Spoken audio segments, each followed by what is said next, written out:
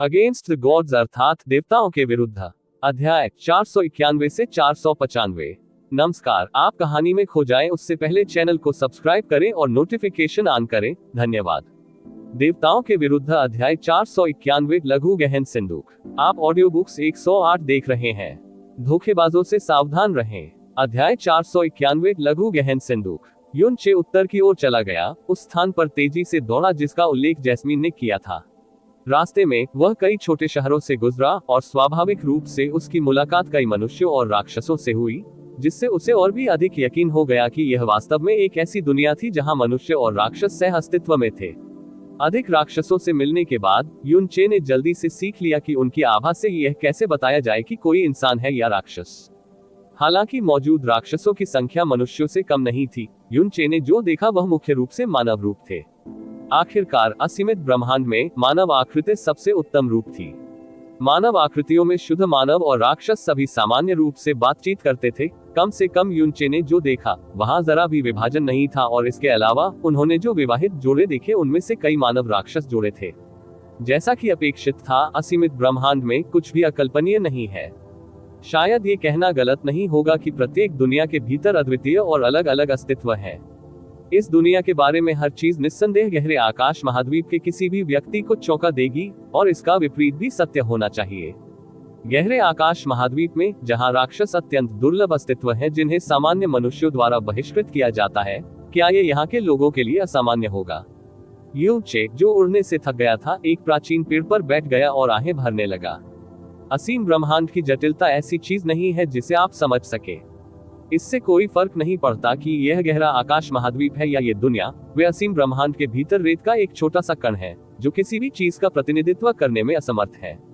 चमेली ने ठंडे स्वर में कहा। फिर उसने अचानक अपना स्वर बदल दिया और जारी रखा, बेहतर होगा कि आप थोड़ी देर के लिए स्काई पॉइजन पल में आ जाएं। युन चे स्तब्ध रह गया। फिर उसने अपनी आंखें बंद कर ली और अपनी चेतना को आकाश विश्वमोती में भेज दिया। एक बार अंदर जाने पर उसने खाने की मच मच की आवाज सुनी। चमेली दोनों हाथ अपनी छाती के सामने मोड़कर हवा में मंडरा रही थी। जब उसने आगे देखा तो वह भावशून्य थी और उसके सामने युन चे होंगर को देखकर चौंक गई। युन चे ने घूर कर देखा, वो यहाँ क्या कर रही है? आकाश विश्वमोती और गहरा सील स्थान सभी आपके शरीर के भीतर मौजूद हैं और इसलिए जुड़े हुए हैं। इसमें कुछ भी अजीब नहीं है, जैस्मीन ने शांति से कहा। लेकिन पहले जब स्नो फीनिक्स अभी भी यहाँ था, वह इस जगह में प्रवेश करने में सक्षम नहीं था। इसके अलावा स्काई पॉइजन पल का आंतरिक स्थान बहुत खास है। भले ही इसका स्थान मेरे शरीर के भीतर हो, यह अन्य स्थानों के साथ विलीन नहीं होगा। कौन जानता है? जैस्मीन ने अपने होठों को सिकोड़ लिया। उसके चेहरे से ऐसा लग रहा था कि उसे समझाने की जहमत नहीं उठाई जा सकती। इसके अलावा स्काई पॉइजन पल के भीतर का स्थान स्पष्ट रूप से मनुष्यों या किसी भी जीवित प्राणी को संग्रहित नहीं कर सकता है। वह कैसे कर सकता है? युन चे बहुत भ्रमित लग रहा था, क्योंकि वह जीवित प्राणी नहीं है।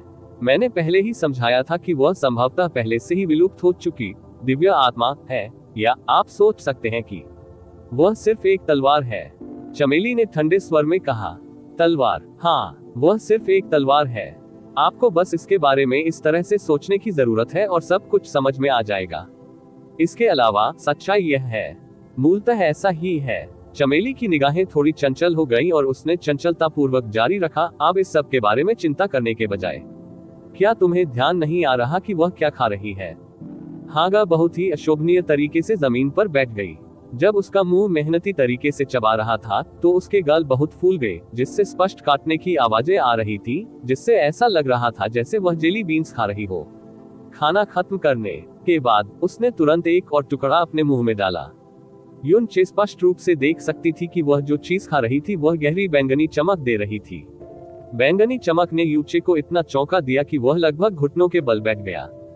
पर्पल वेंड हेवन क्रिस्टल। रुको, आप नहीं कर सकते, उसको खाओ। युन चे जोर से चिल्लाया और उसकी ओर झपटा। उसकी हरकतों को देखकर हागा चिल्लाया और तुरंत भाग गया, जिससे युन चे कुछ भी नहीं ले सका। इससे पहले कि युन चे उसे पकड़ पाती, हागा ने पहले ही उस चीज को बार बार अपने मुंह में चबा लिया था, जिससे कई तरह की कुरकुराहट की आवाजें आ रही थी। उसके मुंह में जो कुछ भी था वह एक गल्प के साथ निगल गई। फिर उसने अपने हाथ फैलाए और हंसी, मैंने खाना खत्म कर लिया। यू चे प्रतिशत। यू चे के हाथ कांप रहे थे और वह गुस्से में चिल्ला रहा था। होंग एड, क्या आप जानते हैं कि आपने अभी क्या खाया? नहीं, लेकिन ये बहुत स्वादिष्ट था। हागा ने खुशी से अपने होंठ चाटे। मास्टर, क्या आपके पास और भी है? मैं अभी भी और अधिक चाहता हूँ। बिल्कुल नहीं। युन चे का दिल कड़ा हो गया। यह एक पर्पल वेन्ड हेवन क्रिस्टल है। यह एक अमूल्य खजाना है। अपने पूरे जीवन में मैंने कुल मिलाकर केवल 2 टुकड़े प्राप्त किए हैं। इससे अधिक कैसे हो सकते हैं? मास्टर, ये सही है। हागा ने अपना सिर झुकाया और खुशी से उत्तर दिया। छोटी बड़ी बहन जैस्मीन ने कहा कि मास्टर मुझसे छोटा है, इसलिए मैं तुम्हें बड़ा भाई नहीं कह सकती और मुझे तुम्हें मास्टर कहना चाहिए। और अगर मैं तुम्हें मास्टर कहूं तो मुझे हर दिन बहुत सारे स्वादिष्ट भोजन मिलेंगे। अय्या, मैं आपको पहले ही कई बार मास्टर कह चुका हूँ। मास्टर मुझे खाने के लिए क्या देंगे? यू चे की भौहें उत्तेजना से कांपने लगी। ये निश्चित रूप से कोई कृत्य नहीं था, क्योंकि होंगर ने जो खाया वह निस्संदेह वास्तविक पर्पल वेन्ड हेवन क्रिस्टल था। एक टुकड़ा जियो संप्रदाय के शाखा संप्रदाय से आया था और दूसरा जिया क्विंग्यू से आया था। जैसा कि उसने पहले कहा था, अपने स्तर से उसे केवल 2 टुकड़े प्राप्त हुए और वह कभी भी उनका उपयोग करना सहन नहीं कर सका। हालांकि ये वास्तव में हागा द्वारा खाया गया और उसे यह स्वादिष्ट भी लगा। पर्पल वेन्ड हेवन क्रिस्टल की कीमत पर विचार किए बिना वे दुर्लभ ऊर्जा क्रिस्टल थे जो पर्पल वेन्ड डिवाइन क्रिस्टल की तुलना में बहुत कम थे। ये बेहद कठिन था और अपने वर्तमान खेती स्तर के साथ वह अपनी पूरी ताकत लगाने पर भी इसे बिल्कुल भी नुकसान नहीं पहुंचा पाएगा। साथ ही पर्पल वेन्ड हेवन क्रिस्टल्स में बहुत घनी प्राकृतिक ऊर्जा होती है। इसकी ऊर्जा का उपयोग करके खेती करने से एक व्यक्ति एक दिन में 500 किलोमीटर चल सकेगा। किसी की जीवन शक्ति और जीवंतता को बनाए रखने के लिए इसका उपयोग करने से वह लंबे समय तक जीवित रह सकता है और उसके शरीर का पुनर्निर्माण हो सकता है। यदि विलासितापूर्ण तरीके से उपयोग किया जाए तो ये गहरे जहाजों को सक्रिय कर सकता है। पर्पल वेन्ड हेवन क्रिस्टल का एक छोटा सा टुकड़ा कई हजार किलोमीटर की उड़ान के लिए कई 100 टन गहरे जहाज को शक्ति प्रदान करने में सक्षम होगा। किसी ने कभी सोचा भी नहीं होगा कि इतनी सघन ऊर्जा वाले हेवन क्रिस्टल को खाने का क्या प्रभाव होगा, क्योंकि कोई भी वास्तव में इस स्वर्गीय खजाने का उपभोग नहीं करेगा। हागा ने न केवल इसे खाया बल्कि वास्तव में इसे चबाया भी। उसके दांतों से लगा कि एक साधारण बिस्किट सख्त है, लेकिन ड्रैगन फॉल्ट और पर्पल वेन्ड हेवन क्रिस्टल को ऐसे काट सकता है जैसे कि वे टोफू हो। मास्टर शीर्षक बहुत अधिक सामंजस्यपूर्ण है ना? जैस्मीन ने अपनी आधी बंद आंखों से कहा। वैसे भी पर्पल वेन्ड हेवन क्रिस्टल्स ही वह एकमात्र चीज नहीं है जो उसने खाई थी। वह पहले ही आपके सभी yellow profound crystals, cyan profound crystals, purple profound crystals, yellow profound jade, cyan profound jade, purple profound jade और आपके द्वारा डिवाइन फीनिक्स एम्पायर में खरीदे गए पर्पल क्रिस्टल जेड मैरोज का उपभोग कर चुकी है। हे। हागा का छोटा सा चेहरा ऊपर की ओर देखा और हंसा। उसके होठों के पास 2 चमचमाते छोटे कुत्ते थे। यह अनिश्चित था कि वह शर्मिंदगी से हंस रही थी या गर्व से। यू चे अब बहुत अस्वस्थ महसूस कर रहा था। उसके पास जो कुछ बचा था उसकी त्वरित गिनती के बाद उसे एहसास हुआ कि निम्नतम श्रेणी के अशुद्ध गहरे पत्थरों, गहरे क्रिस्टल और गहरे जेड के अलावा उसके सभी ऊर्जा क्रिस्टल और यहाँ तक कि कीमती बैंगनी क्रिस्टल जेड मैरो भी खा लिए गए थे। एक भी अंश पीछे नहीं छोड़ा गया। इन सभी वर्षों में उसने जो भी विभिन्न ऊर्जा क्रिस्टल एकत्र किए थे जिनका वह उपयोग नहीं कर सकता था, उन्हें स्पष्ट रूप से पृथ्वी पर सबसे सुरक्षित स्थान पर रखा गया था, से भी अधिक सुरक्षित एक विशाल पोर्टेबल स्थान जिसे वह खोल सकता था। फिर भी सब कुछ एक ही रात में नष्ट हो गया। यू चे ने अपना सिर खुजलाया, अपना चेहरा ढका और अश्रुपूर्ण दुख के साथ पूछा, जैस्मीन, तुमने उससे क्यों नहीं रोका? मैं आपका स्वामी हूँ, नौकर नहीं। चमेली ने तिरस्कार पूर्वक उत्तर दिया। यू चे, जैस्मीन का स्वर बदल गया और उसने आगे कहा, चिंता मत करो, हागा तुम्हारी चीजें मुफ्त में नहीं खाएगी। उसका पूरा अस्तित्व अब आपसे अनुबंधित है। वह आपका व्यक्तित्व और आपकी तलवार दोनों है। हालांकि वह जो खाती है वह विशेष है, इससे आपको बहुत लाभ होगा। मेरे लिए बढ़िया लाभ लाओ। क्या आप उसके शरीर से ड्रैगन फॉल्ट की थोड़ी सी आभा महसूस नहीं कर सकते? चमेली ने पूछा। ड्रैगन फॉल्ट की आभा? यू चे ने होंगर को देखा, अपनी इंद्रियों को एकाग्र किया और तुरंत चौंक गया। भले ही यह बहुत मामूली था, उसका मूल शरीर जिसमें कोई आभा नहीं थी अब ड्रैगन फॉल्ट की आभा दे रहा था। यदि ये केवल ड्रैगन फॉल्ट की आभा थी तो वह ये सोच सकेगा कि यह उसकी ओर से था, जिसने इसे पूरी तरह से पचाया नहीं था। हालांकि ये वह आभा थी जब ड्रैगन फॉल्ट को अभी तक तोड़ा नहीं गया था और अभी भी इसमें निम्न स्तर की आध्यात्मिकता थी, बुद्धि। उसने चौंक कर पूछा, ये कैसे हो सकता है? बहुत सरल। ड्रैगन फॉल्ट खाने के बाद इसकी शक्तियां उसके शरीर द्वारा पचा ली गईं और अवशोषित हो गईं, जो उसकी ताकत बन गईं। न केवल उसके पास ड्रैगन फॉल्ट की हल्की आभा है, वह जिस तलवार में बदल गई वह बड़ी और अधिक शक्तिशाली हो गई है। जैस्मीन ने मुड़कर युन चे की ओर देखा, जो सदमे में था। कहने का मतलब है, हर बार जब वह तलवार खाती है तो उसकी अपनी ताकत तदनुसार बढ़ जाती है, और स्वर्ग को मारने वाली शैतान कातिलों की तलवार, जिसे वह रूपांतरित करती है, वह भी मजबूत हो जाती है। वह न केवल हागा है, बल्कि आपकी तलवार भी है। यदि आप चाहते हैं कि आपकी तलवार मजबूत हो, तो आपको उसके लिए विभिन्न मजबूत तलवारें ढूंढनी होंगी। और यह सबसे अच्छा होगा यदि वे सभी भारी तलवारें हों। हागा के लिए तलवारें सबसे अच्छा भोजन है, और साथ ही वह आपके लिए एक बड़ी सहायता भी बन जाएगी। उद्धरण चिन्ह विस्मयादिबोधक चिन्ह विस्मयादिबोधक चिन्ह उद्धरण चिन्ह। युन चे वास्तव में गुप्त रूप से आश्चर्यचकित था। जब होंगर ने ड्रैगन फॉल्ट खाया तो उसे यह पहले ही अविश्वसनीय लग चुका था, लेकिन अब उससे पता चला कि वह जिस तलवार को खाती है उसकी ताकत को अवशोषित करने में सक्षम है, फिर खुद को बनाती है, और जिस तलवार में वह बदलती है वह मजबूत हो जाती है। सचमुच इस शब्द में कितना विचित्र अस्तित्व था। उसके सदमे के बाद वह अचानक खुशी में डूब गया। स्वर्ग में शैतान को मारने वाली तलवार पहले से ही अपने आप में शक्तिशाली थी, ड्रैगन फॉल्ट से कम 10 गुना अधिक मजबूत। यदि यह ऐसे तरीकों का उपयोग करके विकसित हो सकता है, तो उसके लिए यह अंतिम सहायता होगी। इसकी शक्ति उन पौराणिक स्वर्गीय गहन खजानों से कम नहीं होगी। यह तब तक काम करेगा जब तक मुझे उससे खिलाने के लिए विभिन्न तलवारें मिल जाती हैं। युन चे ने हागा की ओर देखा। पर्पल वेंड हेवन क्रिस्टल्स और पर्पल क्रिस्टल जेड मैरोस खाने से उसका गुस्सा तुरंत दूर हो गया, क्योंकि उसकी आंखें चमक उठी। ऐसा लगता है कि यह काम नहीं कर रहा है। जैस्मीन ने बाईं ओर के क्षेत्र की ओर इशारा किया, क्योंकि उन तलवारों की ओर जो स्काई प्रोफाउंड दायरे के नीचे हैं, उसे उनमें बिल्कुल भी दिलचस्पी नहीं है। जैस्मीन ने जिस ओर इशारा किया था उसे देखते हुए यू चे ने अपनी अन्य तलवारें देखी, जो स्काई पॉइजन पल में थी, द ओवरलॉर्ड्स कोलोसल तलवार, टाइगर सोल तलवार, और कुछ 100 अन्य तलवारें जो उसने जियो संप्रदाय शाखा संप्रदाय के खजाने से प्राप्त की थी। हागा के लालची रवैये को देखकर वह अपनी नैतिकता छोड़ सकती थी ताकि वह खा सके, फिर भी वहां रखी तलवारें अछूती रहीं। इसका मतलब यह था कि हागा ने कोई तलवार नहीं खाए। वह जो तलवारें खाने को तैयार होगी वह कम से कम स्काई प्रोफाउंड होनी चाहिए, या सम्राट प्रोफाउंड भी होनी चाहिए। स्काई प्रोफाउंड तलवारें सीमित थीं, जहां तक सम्राट प्रोफाउंड तलवारों की बात है। पूरे प्रोफाउंड स्काई महाद्वीप के भीतर वे कितने कम थे। सम्राट प्रोफाउंड के ऊपर की कलाकृतियों के संबंध में यू चे ने केवल ये झिंगान की सन मून आपदा देखी थी। जहां तक सम्राट प्रोफाउंड के ऊपर तलवारों की बात है, उसने उन्हें पहले कभी नहीं देखा था। वास्तव में उसे उसके लिए वे हथियार कहां से मिल सकते थे जो ऊपर थे आकाश गहन क्षेत्र। ठीक है, मैं समझता हूँ। यू चे ने सिर हिलाया। भले ही स्काई प्रोफाउंड वेपन को ढूंढना बेहद मुश्किल था, अगर यह खाने के बाद हागा को मजबूत होने में मदद कर सकता था तो यह निस्संदेह अच्छी खबर थी। लेकिन फिर वह थोड़ा उदास हो गया और कहा, वह अब मेरा व्यक्तित्व और मेरी तलवार है, लेकिन क्यों? क्या वह मेरी बिल्कुल भी नहीं सुनती है? वह न केवल अनुबंधित स्थान से खुद ही भागने में सक्षम है, बल्कि वह खुद ही बाहर भी आ सकती है। सबसे बुरी बात यह है कि वह मेरे नियंत्रण को नजरअंदाज कर सकती है। जब वह पहले हागा का पीछा कर रहा था तो वह बहुत तेजी से भागी। भले ही दोनों अनुबंध द्वारा समान रूप से प्रतिबंधित थे, स्नो फीनिक्स उसके द्वारा जारी किए गए किसी भी आदेश की अवज्ञा नहीं कर सकता था। ओह, यू चे के शब्दों से जैस्मिन के चेहरे पर एक पल के लिए हैरानी का भाव आ गया। फिर उसने झुंझलाहट में बेरुखी से उत्तर दिया, वह कोई गहन जानवर नहीं है, इसके अलावा वह आपसे बहुत ऊंचे स्तर पर एक दिव्य आत्मा है। यह अजीब होगा यदि आप उसे पूरी तरह से नियंत्रित कर सके। भले ही वह मासूम दिखती है, लेकिन आप जितना सोचते हैं उससे कहीं ज्यादा स्मार्ट है। जब तक आप उसके साथ अच्छा व्यवहार करेंगे, न केवल वह आपकी बात सुनेगी, भले ही अगली बार आप उसे छोड़ने के लिए अनुबंध रद्द कर दें, वह आपको छोड़ना नहीं चाहेगी। ओह, यू चे केवल सिर हिला सकता था और अपने दिल में आह भर सकता था।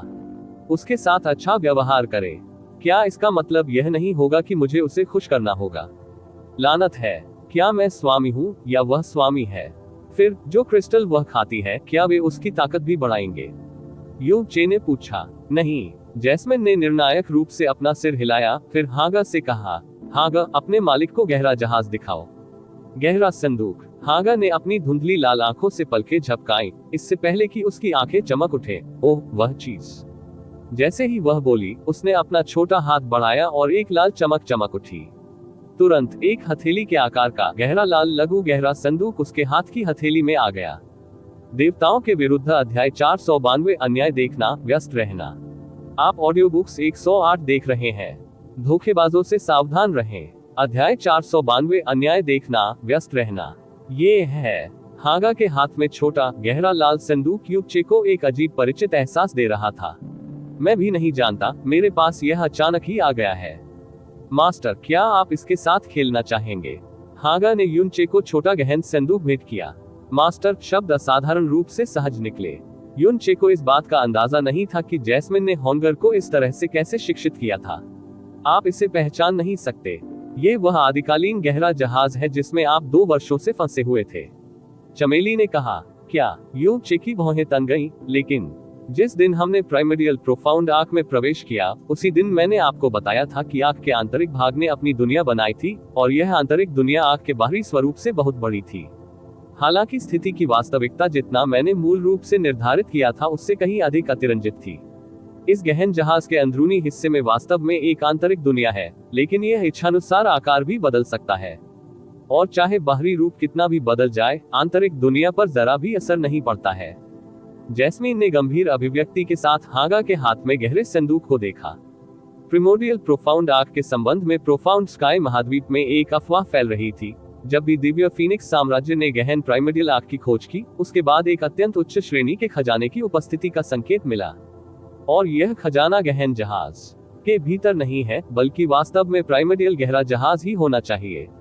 प्रिमोर्डियल प्रोफाउंड आर्क अपने आप में एक दुर्लभ और अद्वितीय आयामी खजाना है। ऐसी चीजें जिनकी अपनी आंतरिक दुनिया होती है, मैंने उनमें से कई देखी हैं, लेकिन एक ऐसी वस्तु जो इतनी विशाल आंतरिक दुनिया को समेटे हुए हो सकती है, इतनी हद तक सिकुड़ने में सक्षम, मैंने भी ऐसी चीज कभी नहीं देखी है। ये है वास्तव में आदिकालीन कलाकृति कहलाने के योग्य, और केवल एक सच्चा ईश्वर जिसके पास आयामी शक्ति को नियंत्रित करने की सबसे मजबूत क्षमता है, इतना गहरा जहाज बनाने में सक्षम होंगे। तुम्हारा मतलब है ये बात? क्या ये वास्तव में प्राइमर्डियल प्रोफाउंड आर्क है? लेकिन क्या ये गायब नहीं हुआ? युचे ने अविश्वास से पूछा। वह प्रिमोर्डियल प्रोफाउंड आर्क, जिसका आंतरिक भाग इतना विशाल है कि प्रोफाउंड स्काई कॉन्टिनेंट ने इसकी खोज में अनगिनत साल बिताए, लेकिन ऐसा पूरा नहीं कर सका, क्या वास्तव में हागा के हाथ में छोटा सा जहाज था? हालांकि यह बात जैस्मिन ने ही व्यक्तिगत रूप से कही थी, फिर भी उसे इस तथ्य को स्वीकार करने में कठिनाई हो रही थी। और जब वह प्राइमर्डियल प्रोफाउंड आर्क से बच निकला, तो उसने व्यक्तिगत रूप से इसे पतली हवा में गायब होते देखा। जब आप इसे स्वयं पकड़ लेंगे, तो आपको स्वाभाविक रूप से पता चल जाएगा। चमेली ने ये रहस्यमयी बातें कही। युनचे ने जैस्मीन के शब्दों का पालन किया और हागा के हाथों से छोटा संदूक ले लिया। जैसे ही उसकी अंगुलियों ने छोटे जहाज को छुआ, क्षीण सफेद रोशनी की एक गेंद अचानक चमक उठी। युनचे की हरकतें अपनी जगह पर स्थिर हो गईं, और आत्मा के टुकड़ों के टुकड़े उसके दिल में प्रवेश कर गए। अचानक उसके सिर को कुछ अजीब यादों से भर दिया, जबकि कुछ को स्थापित किया छोटे गहन जहाज के साथ आध्यात्मिक संबंध का रूप। युनचे की स्थिति का अवलोकन करते हुए जैस्मीन ने समयबद्ध तरीके से कहा, क्या आपको वह भावना याद है जब हमने होंगर की खोज की थी? वो उस समय पूरी तरह से गायब नहीं हुई थी, उसने अपनी आत्मा के अंतिम अवशेष हागा को प्रदान किए। केवल एक बार जब आप प्रोफाउंड प्रिमोर्डियल आर्क से बाहर निकले, तभी वह सचमुच गायब हो गई, और यह प्राइमर्डियल प्रोफाउंड आर्क आपके लिए छोड़ दिया गया था, इसे हागा को बचाने के लिए अपना भुगतान समझे। उसने गहन संदूक पर प्राथमिक नियंत्रण हागा को सौंप दिया, जबकि द्वितीयक नियंत्रण आपको दे दिया गया। वे आत्मा के टुकड़े थे जो आपको अभी प्राप्त हुए थे। हालांकि आत्मा के अपव्यय के बाद इस गहन जहाज ने अपनी ऊर्जा पूरी तरह से समाप्त कर दी है। यह न केवल हिलने डुलने में असमर्थ है, बल्कि अपनी आंतरिक दुनिया को सहारा देने में भी असमर्थ है, और इसे पूरी तरह से सील कर दिया गया है। इसे हिलाने के लिए जिस तरह की ऊर्जा की आवश्यकता होती है, वह सामान्य गहन जहाज के समान ही होती है। युनचे ने धीमी आवाज में बुदबुदाया। आत्मा के टुकड़ों ने उनके और प्राइमर्डियल प्रोफाउंड आर्क के बीच एक स्पष्ट आध्यात्मिक संबंध स्थापित किया था, और इस लिंक के साथ यादें आई जिन्होंने उन्हें प्राइमर्डियल प्रोफाउंड आर्क के शक्ति स्रोत और कुछ बुनियादी नियंत्रणों पर स्पष्ट रूप से निर्देश दिया। हालांकि इसने उसे जहाज की उत्पत्ति के बारे में कुछ नहीं बताया। इसका शक्ति स्रोत मूल रूप से एक सामान्य गहन जहाज के समान ही था, और यह एक सामान्य गहन जहाज की तरह ही हवा में उड़ सकता था। साथ ही इसमें आयामों को पार करने की क्षमता भी थी, जो सामान्य गहरे जहाज निश्चित रूप से नहीं कर सकते थे। और यदि कोई अनुप्रस्थ आयामों की इसकी क्षमता का उपयोग करना चाहता है तो आवश्यक ऊर्जा की मात्रा अतुलनीय रूप से बड़ी होगी। यहाँ तक कि अगर आपने प्रोफाउंड स्काई महाद्वीप के भीतर सभी ऊर्जा क्रिस्टल एकत्र कर लिए हैं, तो ये केवल इसे कई छलांगों के लिए शक्ति देने के लिए पर्याप्त होगा। इस गहन जहाज का प्राथमिक नियंत्रण हागस के हाथों में था। साथ ही इसने उसके साथ एक बेहद अजीब संबंध स्थापित किया था, क्योंकि जहाज को शक्ति देने की विधि वास्तव में हागा को खाना खिलाना था। युन चे को यह भी नहीं पता था कि होंगर के अस्तित्व का वर्णन कैसे किया जाए, जो स्वर्ग तोड़ने की हद तक विचित्र था। गहरे संदूक का आंतरिक भाग असीमित था, लेकिन एक बार जब उसने इसे अपने हाथ में पकड़ लिया तो उसे किसी भी तरह का भारीपन महसूस नहीं हुआ। यू चे ने गहरे जहाज को कसकर पकड़ लिया और धीमी आवाज में कहा, इसका मतलब है कि अगर मैं इसे चलने के लिए पर्याप्त ऊर्जा दे सकता हूँ, तो मैं इसका उपयोग आयामों को पार करने और गहरे आकाश महाद्वीप में लौटने के लिए कर सकता हूँ। तुम बहुत भोले हो, जैस्मीन ने स्पष्ट रूप से उनके विचार पर ठंडा पानी डालते हुए कहा। आइए आयामों को पार करने के लिए आवश्यक ऊर्जा की अश्लील मात्रा का भी उल्लेख न करें, भले ही आप उस क्षमता का उपयोग कर सकें। क्या आप जानते हैं कि गहरा आकाश महाद्वीप कहाँ स्थित है? क्या आप जानते हैं कि यह इस दुनिया से कितनी दूर है? यू चे, भले ही आपने इसे प्राप्त कर लिया है प्राइमर्डियल प्रोफाउंड आर्क, फिलहाल यह कोई ऐसी चीज नहीं है जिस पर आप विचार कर सकें। सबसे पहले तुम्हें उस दुनिया को समझना होगा जिसमें तुम अभी आए हो। सही, युन चे ने स्पष्ट रूप से अपना सिर हिलाया। इस दुनिया में यह उसका दूसरा दिन था और वह अपनी यात्रा के दौरान इस दुनिया को बनाने वाले जीवित प्राणियों को धीरे धीरे समझ रहा था, लेकिन उसे अभी तक इस बारे में पूछताछ नहीं करनी थी कि वह इस दुनिया में कहाँ था, या यहाँ तक कि इस दुनिया को पहले क्या कहा जाता था। स्थान। आखिरकार यदि उसने ये प्रश्न पूछा तो ये जोखिम होगा कि लोगों को संदेह होगा कि उसका दिमाग ठीक नहीं था। यू चे की चेतना ने स्काई पॉइजन पल को छोड़ दिया। वह आकाश में उड़ गया और पश्चिम की ओर बढ़ता गया। यू चे जैस्मिन के बताए गए लक्ष्य स्थान से लगभग 400 किलोमीटर दूर था। यू चे की गति बिल्कुल भी तेज नहीं थी। एक दिन में वह मोटे तौर पर 100 से 150 किलोमीटर की यात्रा कर सकता था, और हर बार जब वह किसी कस्बे में पहुंचता तो वहां आधे दिन के लिए रुकता, फिर चुपचाप इस दुनिया के बारे में अधिक जानकारी प्राप्त करने के लिए अपने आसपास के लोगों के संचार को देखता। वो स्पष्ट रूप से महसूस कर सकता था कि जैसे जैसे वह पश्चिम की ओर बढ़ रहा था, जिन लोगों, राक्षसों और जानवरों से उसकी मुलाकात हुई, वे और अधिक शक्तिशाली हो गए। तीसरे दिन एक अपेक्षाकृत छोटे शहर में वह केवल एक सड़क पर चला जो 1.5 किलोमीटर से अधिक लंबी नहीं थी, और उसे पहले से ही आसपास के क्षेत्र में 20 या अधिक सिंहासनों की उपस्थिति महसूस हुई थी। तीसरे दिन की दोपहर को वह आखिरकार उस क्षेत्र में पहुंच गया जिसे जैस्मीन ने बताया था। यू चे ने 300 मीटर से अधिक हवा में उड़ान भरी और पश्चिम की ओर मुंह किया। उन्होंने एक असाधारण रूप से बड़ा धूसर सफेद शहर देखा। ये शहर अभी भी कम से कम 50 किलोमीटर दूर था, लेकिन इतना बड़ा था कि वह शहर का दूसरा किनारा नहीं देख सका। पूरा शहर एक स्थिर धूसर सफेद रंग में ढका हुआ था, और यहाँ तक कि शहर के ऊपर के आकाश में भी उदासी का एक अतिरिक्त आवरण दिखाई दे रहा था। कितना बड़ा शहर है! ये डिवाइन फीनिक्स सिटी से कम 3 गुना बड़ा है, युन चे ने कहा। राक्षसी ऊर्जा असाधारण रूप से मोटी है, जैस्मीन ने धीमी आवाज में कहा। इसके पैमाने और वर्तमान शक्ति के स्तर से ये शहर इस पूरी दुनिया का केंद्र होना चाहिए। जनसंख्या लगभग आधी मानव और आधी दानव प्रतीत होती है। इस दुनिया में आपकी असली परीक्षा इस शहर से शुरू होनी चाहिए। बेहतर होगा कि आप सावधान रहें। इतनी जल्दी मत मरो। जैसे ही युन चे भूरे सफेद शहर के करीब आया, उसने अपनी गति धीमी कर दी। इस समय युन चे के सामने के क्षेत्र से भयंकर हिंसक लड़ाई की आवाजें उभरी, और जैसे जैसे वह उस स्थान के करीब बढ़ता गया, बहुत दूर से तीव्र ऊर्जा वाले तूफान उड़े और उसके आसपास के वातावरण पर भारी प्रभाव डाला। युन चे की भौहें तेजी से उछली। जो लोग उसके सामने लड़ रहे थे, उनमें से हर एक ने अत्यधिक मजबूत आभा उत्सर्जित की। गहन शक्ति और स्तर की दृष्टि से वे उससे कहीं ऊपर थे। 2 आधे कदम तानाशाह गहरे दायरे में, 3 अन्य तानाशाह गहरे दायरे के पहले स्तर पर। चमेली ने उदास होकर कहा। युन चे ने अपनी हरकतें रोक दी और एक पल के लिए झिझका, लेकिन उसने आगे उड़ना जारी रखने का फैसला किया और वह तुरंत युद्ध स्थल पर पहुंच गया। वह एक ऐसे जंगल में पहुंच गया था जो बहुत घना नहीं था। भीषण युद्ध के बाद कई 100 मीटर क्षेत्र को पहले ही समतल सतह में तब्दील कर दिया गया था। घास का एक तिनका भी दिखाई नहीं दे रहा था, पेड़ तो दूर की बात है। क्षेत्र के केंद्र में 3 लोग काले कपड़े पहने हुए थे और उन्होंने गहरे काले हुड पहने हुए थे। वे सिर से पांव तक कपड़े में लिपटे हुए थे, केवल उनके हाथ और आंखें दिख रही थी। और 3 लोग एक जोड़े को घेरे हुए थे। ये जोड़ा बेहद युवा लग रहा था, लगभग 20 साल की उम्र। युगल एक दूसरे के पीछे खड़े थे। उस आदमी का शरीर यूचे जैसा था, उसका चेहरा असामान्य रूप से सुंदर और सुरुचिपूर्ण था। वह पूरी तरह सफेद कपड़े पहने हुए था और हाथ में लंबी तलवार लिए हुए था, पूरी तरह से खून से सना हुआ। उसके मुंह के कोने से खून की धार रिस रही थी। भले ही उसके घाव हल्के नहीं थे, उसकी आंखों से भयंकर और अधिक रोशनी निकल रही थी। लड़की ने हल्के हरे रंग का टाइट फिटिंग बॉडी सूट पहना हुआ था। उसका चेहरा नाजुक और सुंदर था, साथ ही उसमें वीरतापूर्ण आभा भी थी जो पुरुषों से कम नहीं होती। लेकिन युनचे को जो आश्चर्य हुआ वह ये था कि उसके सिर के किनारे पर 2 विशेष रूप से लंबे नुकीले कान थे और उसकी पीठ पर अर्ध पारदर्शी तितली के आकार के डायफेनस पंखों की एक जोड़ी फैली हुई थी। वे बहुत सुंदर थे। उसका हथियार भी बहुत खास था। वह वास्तव में एक अजीब आकार का पन्ना धनुष था जो उसके पूरे शरीर से भी चौड़ा था। उसके तने हुए धनुष की डोरियों पर 3 धारियां गहन ऊर्जा वाली तलवार की किरणें थी। लेकिन गहन ऊर्जा किरणों की शक्ति कमजोर हो गई थी। आह, योगिनी जाति वास्तव में इस दुनिया में मौजूद है, चमेली ने आश्चर्य से कहा, क्योंकि यहाँ आते समय उन्होंने कई अलग अलग इंसानों और राक्षसों को देखा था, लेकिन अभी तक उनका सामना परियों से नहीं हुआ था। एल्फ, वह लड़की उन महान शैतानों में से एक है। यूचे की नजर लड़की पर पड़ी। उसने एल्वेन जाति के बारे में कई किंवदंतियां सुनी थी, लेकिन ये पहली बार था जब उसने वास्तविक जीवन में एल्वेन को देखा था। एल्वेन जाति की विशेष विशेषताएं तुरंत स्पष्ट हैं। आपको उनकी आभा की जांच करने की आवश्यकता नहीं है, आप इसे एक नजर से बता सकते हैं। कल्पित बौनों की संख्या भले ही मानव जाति से कहीं अधिक हो, लेकिन उनकी औसत क्षमता मानवता से कहीं अधिक है।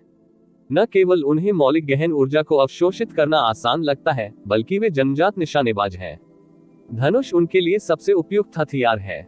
आपके लोग कौन हैं? दांत पीसते हुए युवक चिल्लाया। आप घृणित संदिग्ध खलनायक, मैंने बिग ब्रदर को पहले ही एक ध्वनि प्रसारण भेज दिया है, वह बहुत जल्द आ जाएगा और उस समय आप सभी कुत्ते की मौत मरेंगे। योगिनी लड़की गुस्से से चिल्लाई। ये जोड़ा बहुत छोटा था, लेकिन वे पहले से ही आधे अधूरे अधिपति थे और उनकी उम्र में उनके बराबर का मिलना मुश्किल था। लेकिन उनके आसपास के 3 लोग असली अधिपति थे।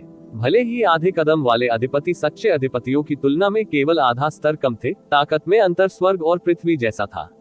टायरेंट प्रोफाउंड दायरे के पहले स्तर का एक अभ्यासकर्ता उन दोनों को आसानी से हरा सकता है।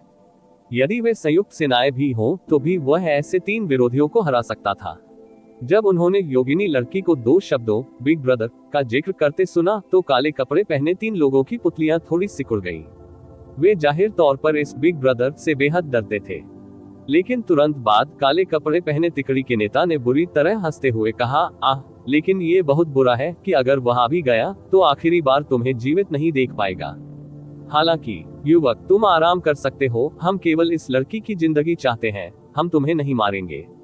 ज्यादा से ज्यादा हम तुम्हें थोड़ा कष्ट होने देंगे।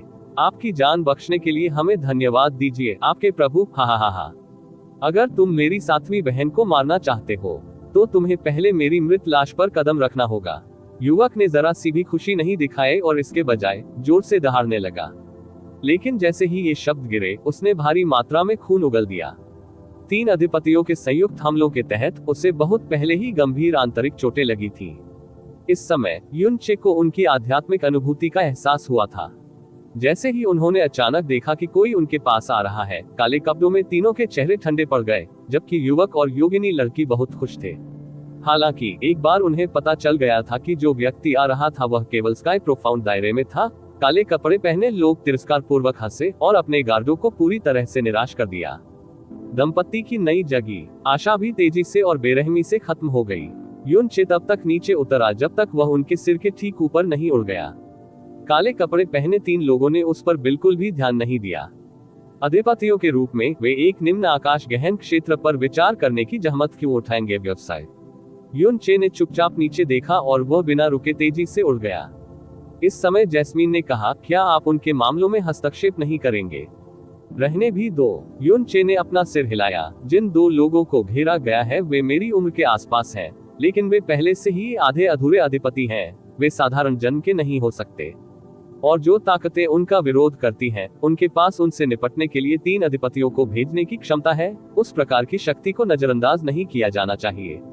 मैं अभी अभी इस स्थान पर पहुंचा हूं और मुझे अभी तक सबसे बुनियादी स्थिति का भी पता नहीं चला है। बेहतर होगा कि मैं बीच में न पड़ूं। युवा जोड़ा 3 अधिपतियों से घिरा हुआ था और गंभीर रूप से घायल हो गया था। वे एक पूर्ण अपरिहार्य गतिरोध पर पहुंच गए थे। काले कपड़े पहने तिकड़ी के नेता ने अपना हाथ बढ़ाते हुए ठंडी हंसी दी। उसकी 5 उंगलियां योगिनी लड़की की ओर पकड़ने की मुद्रा में थी। अरे मर जाओ, मैं तुम्हें निश्चित रूप से अपनी 7वीं बहन को नुकसान नहीं पहुंचाने दूंगा। युवक का चेहरा लाल हो गया, उसकी भुजाएं अपने भीतर जुटाई सारी शक्ति से सूज गईं। उसने एक भयानक चीख निकाली और वह योगिनी लड़की के सामने खड़ा हो गया। दोनों हाथ काले कपड़े पहने आदमी की ओर बढ़ रहे थे। अपने आप को अधिक महत्व देना बंद करें। काले कपड़े वाला आदमी ठंडे स्वर में हंसा और इसी क्षण उस युवक का शरीर अचानक मुड़ गया, क्योंकि उसने काले कपड़े पहने आदमी के हमले को झेलने के लिए अपनी पीठ का इस्तेमाल किया। जिन हथियारों पर हमला होना चाहिए था, वे भारी मात्रा में योगिनी लड़की के शरीर पर गिरे। इस समय वे सभी जो उपस्थित थे पुनर्तः आश्चर्यचकित रह गए, यहाँ तक कि युनचे भी, जो उड़ गया था, विचलित हो गया था। इस अप्रत्याशित प्रहार के प्रभाव में योगिनी लड़की का शरीर काले कपड़े पहने तिकड़ी के घेरे से बचकर बहुत दूर तक उड़ गया।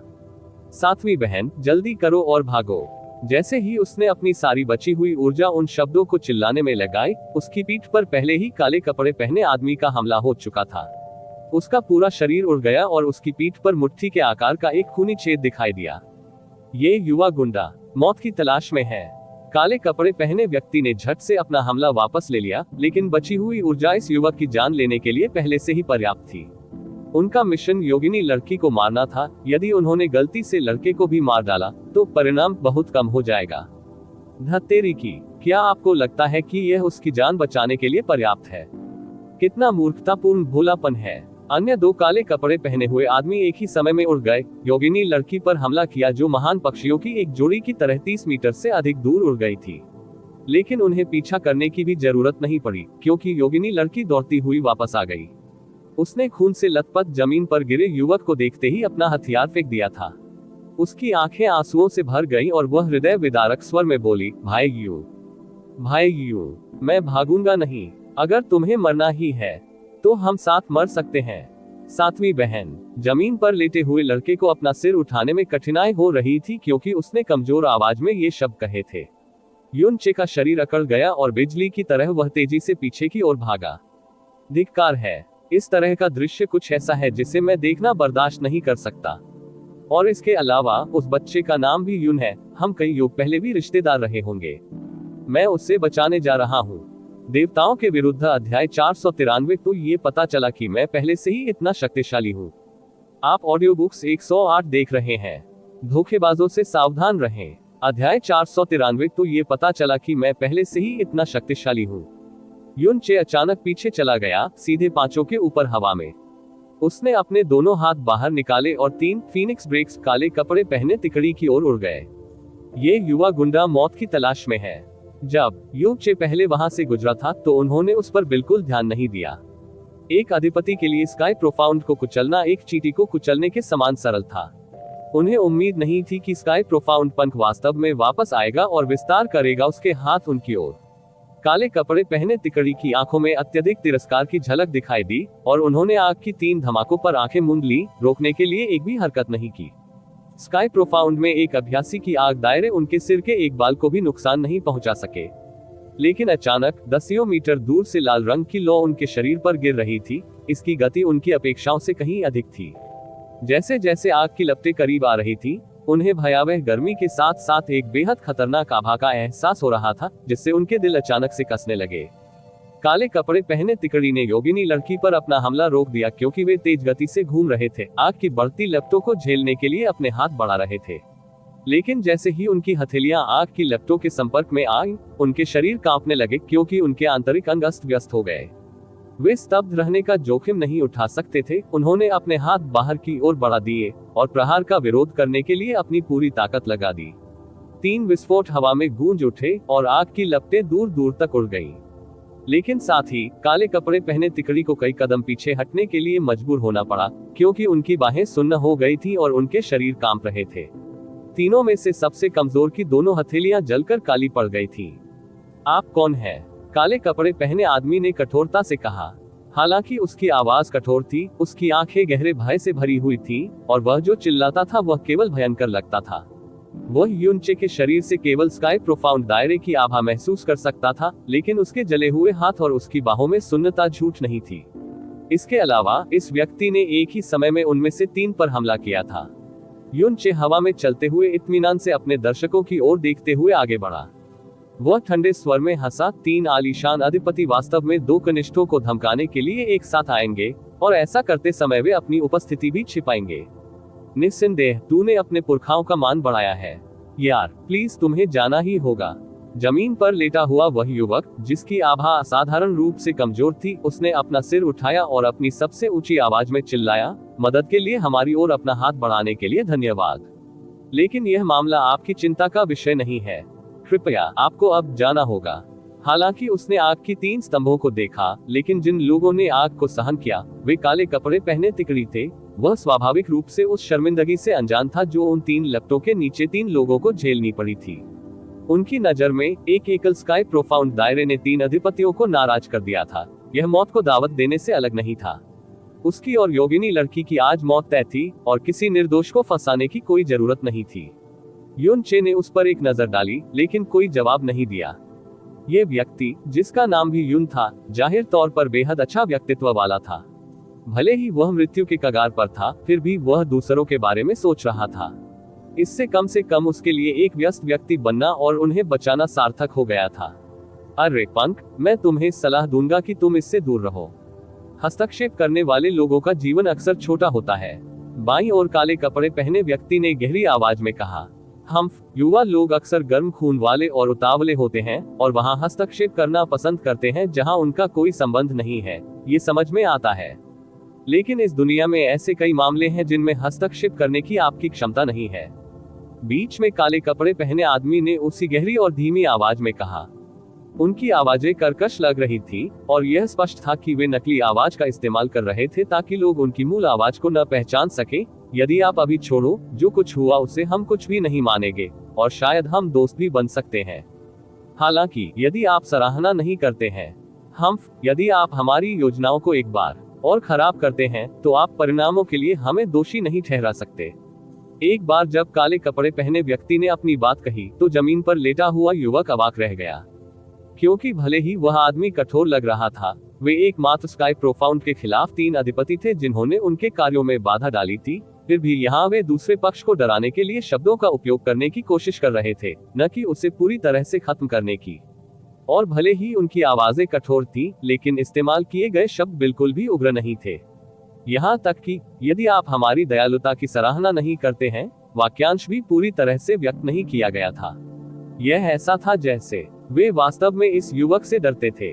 काले पहने हुए तीनों वास्तविक अधिपति थे। इस स्तर तक पहुंचने में सक्षम होने के लिए आप मूर्ख नहीं हो सकते।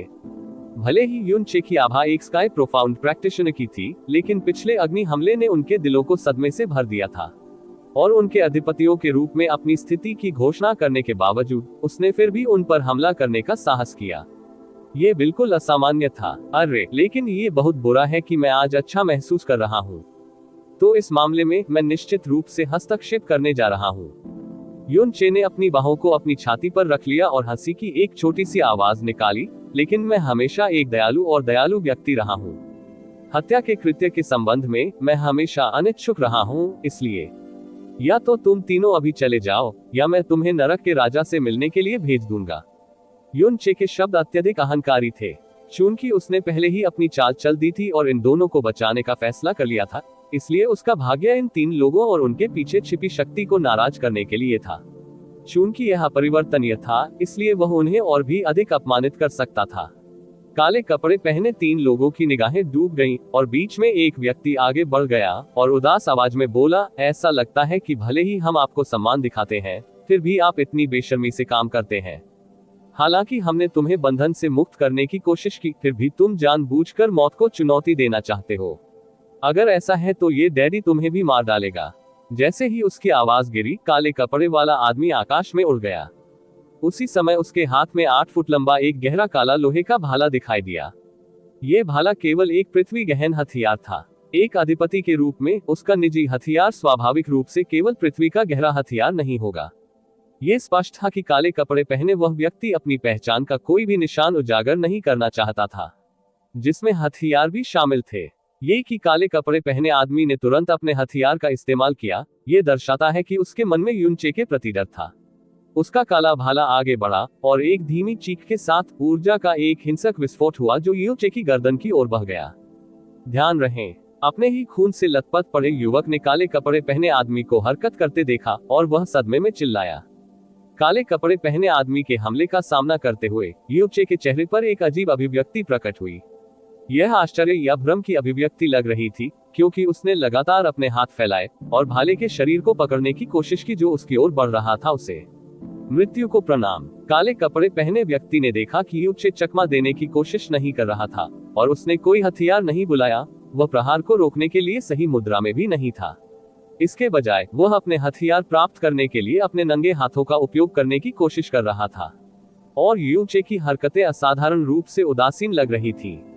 वह अपने दिल में ठंडे स्वर में हंसा और उसकी बांह के भीतर गहन ऊर्जा एक बार फिर बढ़ गई, मानो वह एक ही वार में इस अहंकारी युवा को नष्ट करने के लिए इंतजार नहीं कर सकता था। अगले ही पल युनचे की फैली हुई हथेली ने भाले को अचूक सटीकता से पकड़ लिया।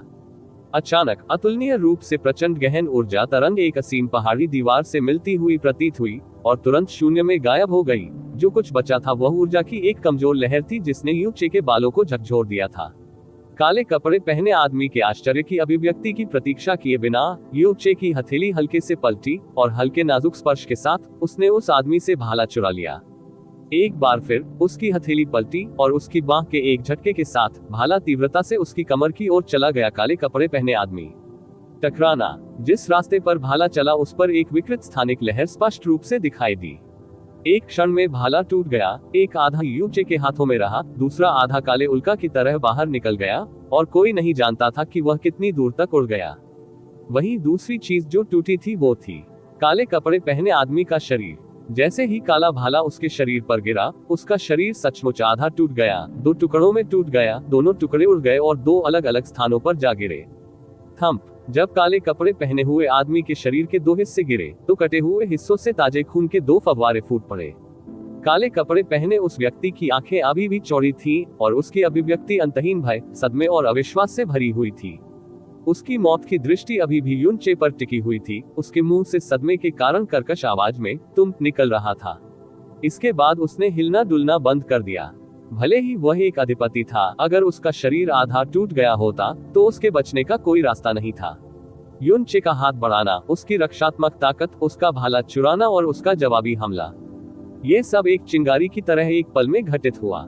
नीचे मौजूद लोगों ने काले कपड़े पहने एक व्यक्ति को युनचे की ओर अपना भाला घुमाते हुए देखा और इससे पहले कि कोई प्रतिक्रिया कर पाता, उन्होंने देखा कि उस व्यक्ति का शरीर हवा में आधा उड़ गया था।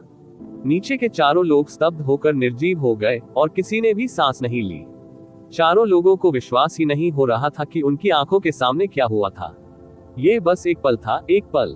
काले कपड़े पहने इस आदमी की इस युवक के हाथों हुई शर्मनाक मौत।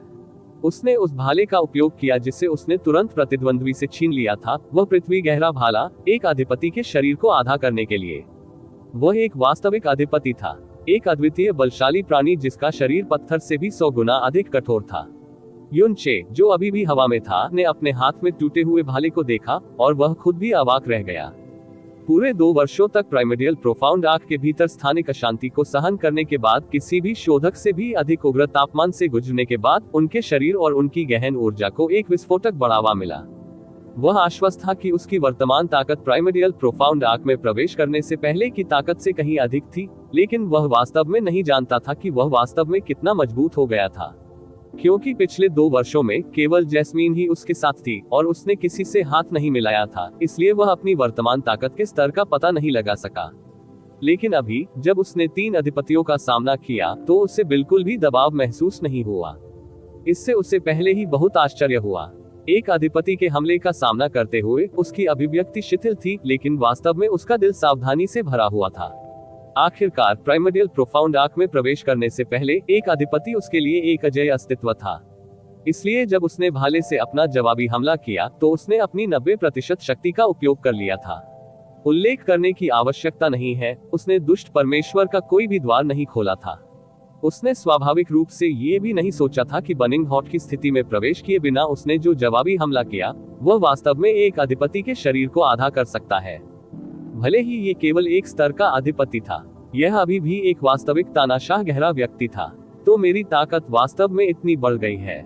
युन चे ने अपनी बाह को घूरते हुए आश्चर्यचकित होकर सोचा। तुमने क्या सोचा?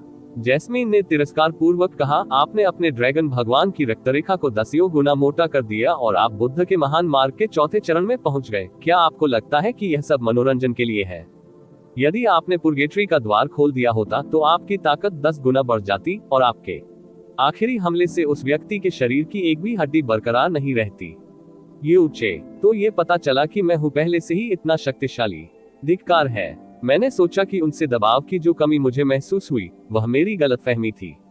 यू चे ने अपने हाथ में टूटा हुआ भाला फेंक दिया, जिसके बाद उनके शरीर का रंग धुंधला पड़ गया और वह अचानक जमीन पर गिर पड़े थे। उसने काले कपड़े पहने 2 व्यक्तियों की ओर देखा जो अपनी बुद्धि से डरे हुए थे, मुस्कुराए और बोले, आप दोनों कैसे हैं? आप कैसे जाना चाहते हैं?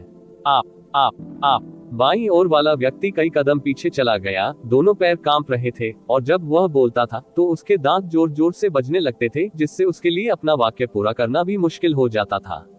चल दर, दाहिनी ओर के व्यक्ति ने उससे अपने साथ खींच लिया और तीव्र गति का उपयोग करते हुए पागलों की तरह घटनास्थल से भाग गया। वे बिखरे हुए शरीर के पास से गुजरे और काले कपड़े पहने एक व्यक्ति तेजी से उसे उठाने के लिए रुका। ये देखने के बाद कि यूचे का उन्हें भागने से रोकने का कोई इरादा नहीं था, उसने साहस जुटाया और दूसरे को लेने के लिए आगे बढ़ा शरीर का अंग। ऐसा करने के बाद वह यूचे से दूर भाग गया जैसे कि वह पागल हो गया हो। उन्हें चुप नहीं कराया जाएगा? चमेली ने ठंडे स्वर में पूछा। अगर मैं उन्हें चुप करा दूं तो मेरे दुश्मन कहां से आएंगे? यदि मेरे पास पर्याप्त मजबूत शत्रु नहीं है तो इसे वास्तविक परीक्षण कैसे माना जा सकता है? युन चे ने तथ्यात्मक रूप से पूछा। ये पूरी तरह से आपके मृत्यु चाहने वाले व्यक्तित्व के अनुरूप है। जैस्मीन ठंडी हंसी हंसी, लेकिन उसने उससे रोकने की जरा भी कोशिश नहीं की। देवताओं के विरुद्ध अध्याय 494। युन जियाओ, आप ऑडियो बुक्स 108 देख रहे हैं। धोखेबाजों से सावधान रहें। अध्याय 494। यू जियो। युवक और योगिनी लड़की ने शुरू में पूरी तरह से हार मान ली थी, खुद को मौत के घाट उतार दिया था, लेकिन उन्होंने कभी उम्मीद नहीं की थी कि एक उद्धारकर्ता अचानक स्वर्ग से उतरेगा। पलक झपकते ही काले कपड़े पहने 3 लोगों में से 2 भाग गए और एक की मौत हो गई। युवक कुछ देर तक यूचे को देखता रहा और सदमे में वह अपनी चोटों के बारे में लगभग भूल गया। जब यूचे करीब आया तभी उसने खड़े होने के लिए संघर्ष करना शुरू कर दिया। उनकी दर्द भरी आवाज में गहरी कृतज्ञता थी। धन्यवाद वरिष्ठ, हमें बचाने के लिए मैं वरिष्ठ को धन्यवाद देता हूँ। योगिनी लड़की ने उसका आभार व्यक्त किया और कृतज्ञता पूर्वक उत्तर दिया। वरिष्ठ। यू चे के मुंह का किनारा हिल गया, कुछ भी नहीं समझा। वह आगे बढ़े और धीरे से युवक का समर्थन करते हुए जवाब दिया, अभी बात मत करो, शांत हो जाओ और अपनी चोटों को स्थिर करो। मैं तुम्हारी मदद करूंगा। युन चे ने अपना हाथ युवक की पीठ पर चोट के ऊपर रखा, धीरे धीरे गहन ऊर्जा को स्थानांतरित कर दिया। उसकी गहन ऊर्जा में अत्यधिक केंद्रित शुद्ध प्राकृतिक ऊर्जा के साथ साथ ड्रैगन भगवान और फीनिक्स भगवान के गुण मौजूद थे। चोटों के इलाज के लिए इसका उपयोग करने से ठीक होने की दर में काफी सुधार होगा। युवक ने कोई बहस नहीं की क्योंकि उसने बोलना बंद कर दिया और अपनी आंखें बंद कर ली। जैसे ही उसने अपने भीतर बची हुई गहन ऊर्जा का उपयोग शुरू करने का इरादा किया, उसे अचानक एक गर्मजोशी और राजसी अनुभूति हुई। नहीं, अधिक सटीक रूप से यह गहन ऊर्जा का लगभग असीमित रूप था जो उसकी पीठ से उसके शरीर में प्रवेश कर गया। गहन ऊर्जा की ताकत स्पष्ट रूप से केवल स्काई प्रोफाउंड दायरे की थी, फिर भी यह अविश्वसनीय रूप से सघन थी। वह भी स्काई प्रोफाउंड दायरे से धीरे धीरे ही आगे बढ़ा था। यदि यह कहा जाए कि जब वह आकाश गहन क्षेत्र में थे तो उनकी गहन ऊर्जा धुएं की तरह थी, तो उनके शरीर में प्रवेश करने वाली वर्तमान गहन ऊर्जा लावा की तरह थी। यह उससे भी अधिक तीव्र और केंद्रित था, भले ही वह टायरेंट प्रोफाउंड में आधा कदम था। यह आकाश गहन क्षेत्र की गहन ऊर्जा कैसे हो सकती है? नहीं, यह कोई वरिष्ठ व्यक्ति होना चाहिए जिसका गहन क्षेत्र बहुत ऊंचा हो। अपनी साधना के कारण मैं इसका बिल्कुल भी पता नहीं लगा पा रहा हूँ, युवक ने सोचा। जैसे ही युन चे ने अपनी गहन ऊर्जा को स्थानांतरित करना शुरू किया, युवक की अभिव्यक्ति फिर से बदल गई। ऐसा केवल इसलिए नहीं था क्योंकि उसे अपनी गहन ऊर्जा का घनत्व महसूस हुआ था, बल्कि उसे लगा कि वास्तव में इसमें एक रहस्यमय शक्ति थी जो उसकी सभी नसों को प्रभावित करती थी। शरीर का उभार होना, यहाँ तक कि क्षतिग्रस्त नसें भी तेजी से अपनी जीवन शक्ति पुनः प्राप्त कर रही थी। उनकी सबसे गंभीर बाहरी चोट उनकी पीठ पर थी और उनकी आंतरिक चोटें हल्की नहीं थी। हालांकि गहन ऊर्जा के प्रवाह के बाद वह स्पष्ट रूप से महसूस कर सकता था कि उसकी बाहरी और आंतरिक दोनों चोटें अविश्वसनीय रूप से त्वरित गति से ठीक हो रही थी। उसे पूरा यकीन था कि भले ही उसके परिवार का सबसे बुजुर्ग अपनी सभी क्षमताओं का इस्तेमाल कर ले, फिर भी वह उसे इतनी जल्दी ठीक नहीं होने देगा। यह अनिवार्य रूप से सभी सामान्य ज्ञान से परे है। सुधार की यह गति अनसुनी थी। इसमें कोई संदेह नहीं है कि यह वरिष्ठ एक बेहद डरावना विशेषज्ञ है, जिसके कारण युवक को अपने अनुमान पर और भी अधिक यकीन हो गया, जिससे वह यू चे की और भी अधिक प्रशंसा करने लगा। उन्होंने अपनी स्वयं की गहन ऊर्जा का उपयोग करने की कोशिश करना छोड़ दिया और अपने शरीर में प्रवेश करने वाली गहन ऊर्जा को अवशोषित करने और उपयोग करने पर ध्यान केंद्रित करना शुरू कर दिया। गहन ऊर्जा के इस असीम रूप की उपस्थिति के साथ, यदि वह अपने भीतर शेष सभी गहन ऊर्जा का उपयोग भी कर ले, तो भी इसकी तुलना नहीं की जा सकती। जब उन्होंने गहन ऊर्जा को और अधिक महसूस करने की कोशिश की, तो उन्हें पता चला कि इसके गहन नियम बहुत रहस्यमय थे, अधिक सटीक रूप से अजीब। उनका अर्थ कदम अधिपति स्वयं, जिन्होंने लगभग 20 वर्षों तक गहन ऊर्जा की खेती की थी, इसे समझने में सक्षम नहीं थे, और उन्हें बेवजह आश्चर्य हुआ। मुझे भी मदद करने दो। हालांकि योगिनी लड़की भी घायल हो गई थी, उसकी चोटें युवक की तुलना में अपेक्षाकृत हल्की थी। उसे उस आदमी के लिए राहत महसूस हुई, क्योंकि उसने अपना हथियार वापस अपनी स्थानिक रिंग में वापस ले लिया और अपने दोनों हाथ उस आदमी की छाती पर रख दिए। उसकी हथेली से हरे रंग की चमक निकल रही थी। तुरंत यू चे को एक ऐसी ऊर्जा महसूस हुई जो उस आदमी के शरीर में ठंडे पानी की लहर की तरह थी, और जब यू चे इस ऊर्जा के संपर्क में आया, तो उसे भी कायाकल्प की भावना महसूस हुई। एल्वेन जाति की गहन ऊर्जा में जन्मजात प्राकृतिक ऊर्जा होती है। यह न केवल स्वयं पुनर्प्राप्ति के लिए फायदेमंद है, बल्कि दूसरों का इलाज करते समय ये किसी भी इंसान की तुलना में कहीं बेहतर है। केवल इसी कारण से एल्वेन रेस को अन्य जातियों द्वारा काफी पसंद किया जाता है। इसके अलावा प्राकृतिक ऊर्जा के कारण एल्वेन जाति के नर सुंदर होते हैं, जबकि मादा सुंदर होती है। उनकी अद्वितीय प्रतिभा को ध्यान में रखते हुए अधिकांश जातियां एल्वेन जाति से एक साथी खोजने की इच्छा रखती हैं। जैस्मीन ने युवक की ओर देखते हुए लापरवाही से टिप्पणी की, फिर उदासीनता से कहा, ये बबुआ एक शुद्ध इंसान है, फिर भी इस योगिनी लड़की का पक्षधर है। उसकी किस्मत उतनी बुरी नहीं है। यू चे और योगिनी लड़की के सहयोग से युवक की गंभीर चोटें जल्दी ही स्थिर हो गई। जब युन चे ने अपनी हथेली हटाई, तो युवक की पीठ चिंताजनक लग रही थी, लेकिन वास्तव में वह पहले से ही ठीक थी। रक्तस्राव भी पहले ही बंद हो चुका है, और वह केवल अपनी गहन ऊर्जा पर भरोसा करते हुए आधे महीने के भीतर ठीक हो जाएगा। युवक योगिनी लड़की की सहायता से खड़ा हुआ और यू चे को सम्मानपूर्वक झुकाया। न केवल वरिष्ठ ने मुझे और सातवीं बहन को बचाया, बल्कि आपने व्यक्तिगत रूप से मेरी चोटों के इलाज में भी मदद की। जूनियर इतनी बड़ी दयालुता जरूर ध्यान में रखेगा। मुझे उम्मीद है कि सीनियर मुझे अपना नाम बता सकता है। आपने मुझे बुलाया। सीनियर, युन चे ने मुस्कुराते हुए पूछा, क्या मैं बहुत बूढ़ा दिखता हूँ? यह यू चे ने जो कहा उससे युवक शर्मिंदा था, और कुछ देर तक उसे समझ नहीं आया कि उसे क्या जवाब दे। योगिनी लड़की ने गंभीर रूप से बोलने से पहले उसे ऊपर से नीचे तक देखा। आप बहुत मजबूत हैं, इसलिए आपको एक महान वरिष्ठ होना चाहिए जो कम उम्र में वापस आ गया। मैं इस वर्ष केवल 22 वर्ष का हूँ। युन चे हंसे, सीधे अपनी उम्र की घोषणा की। क्या आप वाकई मुझे वरिष्ठ कहना चाहते हैं? 20, 22। उन दोनों ने युन चे की ओर देखा और एक ही समय में सदमे में चिल्लाए। युन चे ने लापरवाही से तुरंत ही एक स्तर के अधिपति को मार डाला था। उसकी भयावह ताकत ने उन्हें ये अनुमान लगाने पर मजबूर कर दिया था कि वह निश्चित रूप से एक बुजुर्ग विशेषज्ञ था जिसने लंबे समय तक प्रशिक्षण लिया था। इसके अलावा तानाशाह प्रोफाउंड दायरे में, यहाँ तक कि 200 साल का व्यक्ति भी ऐसा दिख सकता है। 20 वर्षीय एक 20 वर्षीय व्यक्ति के लिए एक अधिपति को तुरंत मार देना कोई यथार्थवादी विचार नहीं था। यहाँ तक कि पूरे महाद्वीप में भी 5 से अधिक ऐसे नहीं थे जो ऐसा करने में सक्षम थे, और उनमें से प्रत्येक दुनिया में प्रसिद्ध थे। हालांकि युन चे एक ताजा चेहरा था जिसे उन्होंने पहले कभी नहीं देखा था, और उन्होंने कभी सोचा भी नहीं था कि वह केवल 22 वर्ष का था। युवक का चेहरा अजीब लग रहा था, क्योंकि उसने शर्मिंदगी से उत्तर दिया, ये परोपकारी इतना मजबूत है कि हमने सोचा कि आप एक विशेषज्ञ हैं जो जानबूझकर खुद को युवा बनाए रखता है। जैसे ही उन्होंने बात की, उनकी आंखें चमक उठी। उन्होंने आगे कहा, दाता इतना छोटा है, फिर भी इतना मजबूत है। तुम्हें प्रसिद्ध होना चाहिए। क्या मैं जान सकता हूँ आपका नाम? यू चे ने बिना किसी हिचकिचाहट के उत्तर दिया। विदेशी दुनिया में उसका नाम अज्ञात होगा, और इसे छिपाने की कोई आवश्यकता नहीं थी। यू चे। उन दोनों ने एक ही समय में नाम का उच्चारण किया और उनकी आंखें खोई हुई लग रही थी। एकमात्र 22 वर्षीय व्यक्ति जो एक अधिपति को तुरंत मारने में सक्षम था, वह पूरे महाद्वीप में प्रसिद्ध हो जाएगा। हालांकि ये पहली बार था जब उन्होंने उसका नाम सुना। युवक ने तुरंत उत्तर दिया, ओह, दाता का उपनाम भी यून है, क्या संयोग है। ओह, इसका मतलब है कि आपका उपनाम भी यून है। योगिनी लड़की द्वारा उस आदमी को पहले ही पुकारते हुए सुनकर यूचे को पहले से ही पता चल गया था कि उसका उपनाम यू था, क्योंकि उसने मुस्कुराते हुए उत्तर दिया, बस मुझे यूचे कहो। दाता शब्द बड़ा अटपटा है।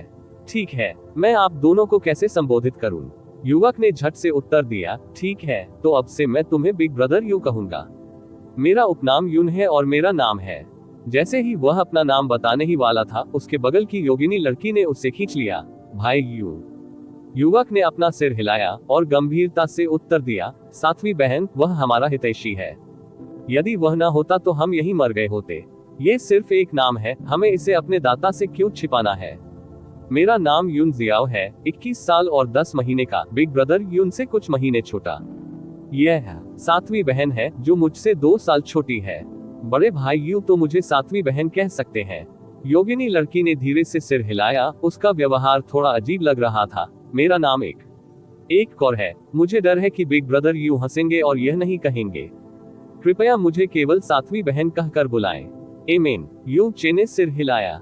वह बस यूं ही उनके नाम पूछ रहा था। हालांकि इस यून जियाओ के नाम और उम्र ने उसे कुछ हद तक आश्चर्यचकित कर दिया। भले ही उसने कहा कि वह 22 वर्ष का है, उसकी वास्तविक उम्र शायद 21 और 10 महीने भी थी, बिल्कुल उसके जितनी। इसके अलावा उसका नाम यू जियाओ था, यून अब उसका उपनाम था, और जब वह 16 वर्ष का था तब जियो उसका उपनाम था। ये बड़ा अजीब संयोग था। यू जियाओ ने अपने नाम की घोषणा करने के बाद यू चे की प्रतिक्रिया असामान्य रूप से शांत थी, जिससे दोनों को झटका लगा। योगिनी लड़की अपने आप को रोक नहीं सकी और उसने पूछा, बड़े भाई यू, क्या ऐसा हो सकता है कि आपने पहले कभी यू जियो नाम नहीं सुना है? ओह। यू चे ने फिर से यू जियाओ की ओर देखा, जिसकी अभिव्यक्ति थोड़ी असामान्य थी, और तुरंत समझ गई। उन्होंने शांति से उत्तर दिया, क्या भाई यू का नाम इस क्षेत्र में प्रसिद्ध है? यह अवश्य ही इतना युवा होगा और पहले से ही आधा कदम का अधिपति होगा। आप अवश्य ही दुनिया को झकझोर देने वाली प्रतिभावान व्यक्ति होंगे, जिससे स्वर्ग भी ईर्ष्या करता है। नहीं नहीं, यहाँ बिग ब्रदर यू के साथ मेरी हिम्मत नहीं है। यू जियाओ ने इसे खारिज कर दिया। अगर कोई और उनकी ऐसी तारीफ करता तो वह इसे जरूर स्वीकार करते, लेकिन किसी ऐसे व्यक्ति से तुलना करना जो उम्र में उनसे कहीं आगे था और उनके समान था, वह वास्तव में उन तारीफों को स्वीकार नहीं कर सके। उसने अपना सिर खुजलाया और उत्तर दिया, डेमन इंपीरियल सिटी में मेरी थोड़ी प्रतिष्ठा है। ओह, ये सही है big brother Yun, Demon Imperial City का कोई व्यक्ति नहीं है। दानवशाही शहर, क्या ये वह भूरा सफेद शहर हो सकता है? यून चे ने अपना सिर हिलाया। मैं एक दूर के स्थान के लिए आया हूँ और मैं पहली बार डेमन इंपीरियल सिटी आ रहा हूँ। तो ये बात है। दोनों तुरंत समझ गया, लेकिन योगिनी लड़की अभी भी उलझन में थी। क्या बिग ब्रदर यू दक्षिणी सीमाओं से हो सकता है? डेमन इंपीरियल सिटी के अलावा केवल दक्षिणी सीमाएं ही बिग ब्रदर यू जैसा मजबूत व्यक्ति पैदा कर सकती है। नहीं, अगर दक्षिणी सीमाएं बिग ब्रदर यू जैसा मजबूत कोई पैदा करती तो भाई यू और मुझे पहले से ही पता होता। योगिनी लड़की ने ध्यान से विचार किया।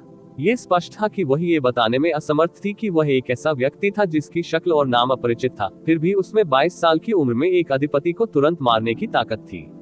यून चे ने हंसते हुए उत्तर दिया, मैं आपकी कल्पना से कहीं अधिक दूर से आया हूँ और मैं पहले कभी यहाँ नहीं आया हूँ। मैं इस बार सिर्फ ट्रेनिंग के लिए आया हूँ और आप लोगों को मेरा नाम नहीं पता होना सामान्य बात है। यून चे ने उनकी ओर सिर हिलाया और जारी रखा, आप दोनों अभी भी घायल हैं। आपकी हत्या की कोशिश करने वाले वापस आ सकते हैं। आपको जल्द ही चले जाना चाहिए। जैसे ही उसने बोलना समाप्त किया, यू चे उठने लगा और जाने के लिए तैयार हो गया। बड़े भाई यू, रुको। यू जियाओ जल्दी से आगे बढ़े और जल्दी से उत्तर दिया, बिग ब्रदर यू, वह दिशा। क्या आप डेमन इंपीरियल सिटी जा रहे हैं? ये सही है। यू चे ने सिर हिलाया। इंपीरियल नाम दिए जाने का मतलब ये होना चाहिए कि यह महाद्वीप की राजधानी थी, जिसका मतलब ये था कि यह एक बहुत ही मजबूत आभा देने वाला ग्रे सफेद शहर होगा। ये छोटा भाई और सातवीं बहन डेमन इंपीरियल सिटी के नागरिक हैं। यदि यह बिग ब्रदर यून का पहली बार है, तो संभवतः आपके पास रहने के लिए जगह नहीं है। कुछ समय के लिए मेरे यू घर में आकर रहने के बारे में क्या ख्याल है? मैं आपको शहर की वर्तमान स्थिति समझा सकता हूँ, और जब मैं ठीक हो जाऊंगा तो मैं आपको डेमन इंपीरियल सिटी के आसपास ले जा सकता हूँ। मुझे आश्चर्य है कि क्या बिग ब्रदर यून के साथ यह ठीक है।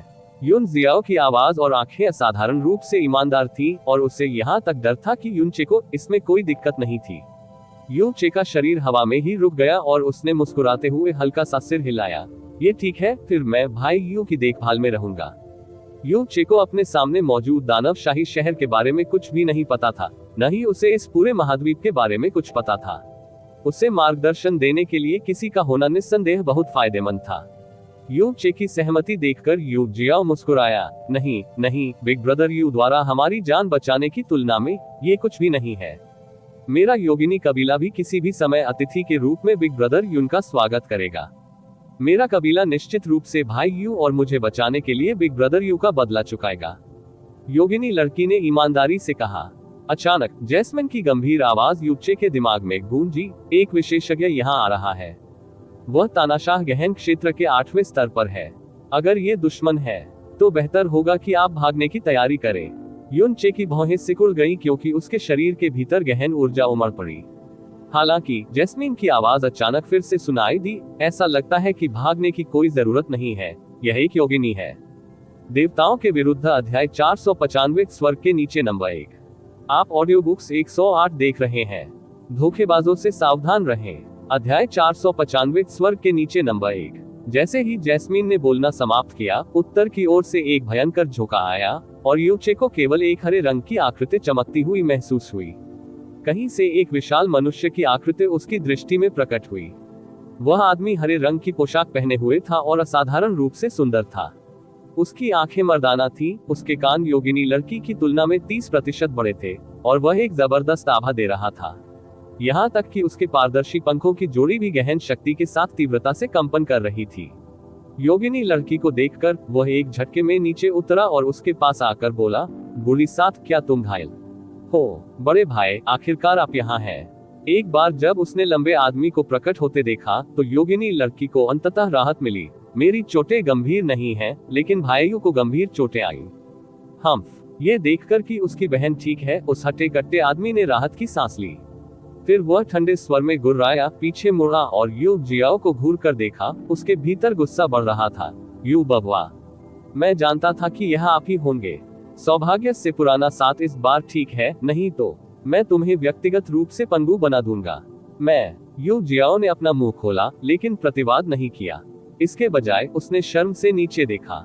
बड़े भाई, उससे इस तरह बात मत करो। योगिनी लड़की ने पागलपन से उसका हाथ पकड़ लिया। ये भाई यून की गलती नहीं है और वह केवल मुझे बचाने के लिए ही इतनी गंभीर रूप से घायल हुआ था। ये काफी है कि आप भाइयों को धन्यवाद नहीं देते, लेकिन वास्तव में आप उनके प्रति इतना उग्र व्यवहार कर रहे हैं। धन्यवाद देना। हृष्ट पुष्ट व्यक्ति ने नीचे देखा। क्या ये वही नहीं था जिसने इस बार आपसे बाहर जाने के लिए पूछा था? नहीं, ऐसा नहीं था। यह मैं ही था जिसने भाई यून को चुपके से बाहर जाने के लिए कहा था। यदि आप किसी को दोष देना चाहते हैं तो मुझे दोष दीजिए। योगिनी लड़की ने गाल फुलाते हुए उत्तर दिया। ये स्पष्ट था कि वह झूठ बोलने में अच्छी नहीं थी और उसकी लड़खड़ाती आंखों और मनमौजी रवैये ने उससे पहले ही धोखा दे दिया था। ये सातवीं बहन की गलती नहीं है, ये सब मेरी गलती है। यून जियाओ का सिर अपराध और बेचैनी के भाव के साथ नीचे की ओर लटक गया। चूंकि आप जानते हैं कि यह आपकी गलती है, बेहतर होगा कि आप अब से पुराने साथ से दूर रहें। हृष्ट पुष्ट व्यक्ति ने बेरुखी से कहा, अगर अगली बार ऐसा हुआ तो मैं व्यक्तिगत रूप से तुम्हारे हाथ पैर काट दूंगा। मैं जो कहता हूँ वह करता हूँ। पुराना साथ वह व्यक्ति नहीं है जिसके आप योग्य हैं। क्या पता तू कौन हरामी बच्चा है। क्या आप सचमुच सोचते हैं कि आप यून परिवार के युवा मास्टर हैं? बड़े भाई, हृष्ट पुष्ट व्यक्ति के शब्दों के कारण योगिनी लड़की का चेहरा काफी बदल गया और उसने यू जियाओ को चिंता से देखा और गुस्से से कहा, आप भाई यू को ऐसे शब्द कैसे कह सकते हैं? यदि आप जारी रखेंगे तो मैं आपसे आपको अनदेखा कर दूंगी। उद्धरण चिन्ह पुराने साथ, मैं इसे भूल जाओ। वह हृष्ट पुष्ट व्यक्ति क्रोध से उत्तेजित हो गया था और अब उसे महसूस हुआ कि वह थोड़ा अतिरंजित हो गया है। वह पलटा और बात करना बंद कर दिया। यून जियाओ का चेहरा काला पड़ गया क्योंकि उसने अपने होंठ काटे। फिर वह उदास होकर मुस्कुराया, अपना सिर हिलाया और कहा, सातवीं बहन, बड़े भाई को दोष मत दो, उसने जो कहा वह सच है। लेकिन यू जियो ने ऊपर देखा और संकल्प के साथ कहा, लेकिन कोई बात नहीं, भले ही तुम मेरे पैरों को पंगु बना दो, मैं सातवीं बहन को कभी नहीं छोड़ूंगा। ये निस्संदेह मेरी गलती है कि इस बार सातवीं बहन की लगभग हत्या कर दी गई थी। मैं निश्चित रूप से कड़ी ट्रेनिंग करूंगी और अगली बार मैं किसी को भी सातवीं बहन को धमकाने की इजाजत नहीं दूंगी। तब जब तुम सातवीं बहन को मेरे पास भेज दोगे तो तुम्हें और चाचा को निश्चिंतता होगी। भाई यू। योगिनी लड़की ने स्नेहपूर्वक देखा और उसकी आंखों में आंसू भर आए। हृष्ट पुष्ट व्यक्ति ने तिरस्कार की दृष्टि से देखा, लेकिन जब उसने योगिनी लड़की को देखा तो वह तुरंत देखभाल करने वाली और गंभीर दृष्टि में बदल गया। आप दोनों से संबंधित मामलों के बारे में हम शहर में वापस चर्चा करेंगे। पुराने साथ क्या हुआ यहाँ? क्या आपने सुना है कि आप पर 3 अधिपतियों ने हमला किया था? अब वे कहाँ हैं? योगिनी लड़की ने मुड़कर यू चे की ओर देखा। मैं और भाई यू उनके हाथों लगभग मर गए। ये बिग ब्रदर यू ही थे जिन्होंने हमें बचाया।